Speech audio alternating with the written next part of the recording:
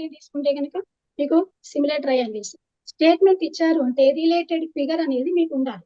ఆ related figure మీరు చూపించాలి. చూపిస్తే అది ఇది ఈ కాన్సెప్ట్ మీద కాన్సెప్ట్ అంటే అర్థమైంది. అంతేగాని ఇచ్చింది ఇచ్చినట్టుగా రాసేసి మీరు సాల్వ్ చేసి వచ్చేస్తే కాదు.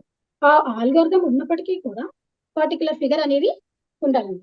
టెక్స్ట్ బుక్‌లో అలా ప్రతీదీ కూడా ఒక్కొక్క ఎక్సర్‌సైజ్, ఒక్కొక్క ప్రతిదీ ఏ బిట్ వదలకుండా మీరు ప్రతీదీ కూడా ప్రాక్టీస్ చేయాలి.